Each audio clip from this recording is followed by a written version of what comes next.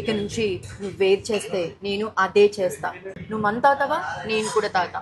నువ్వు late night తిరుగుతావా, నేను కూడా తిరుగుతా. నువ్వు ఫ్రెండ్స్తో ట్రిప్కి వెళ్తావా, నేను కూడా వెళ్తా. ఎందుకంటే భార్య భర్తలో సగం సగం. సరేలే సోనియా, నువ్వు తాగు.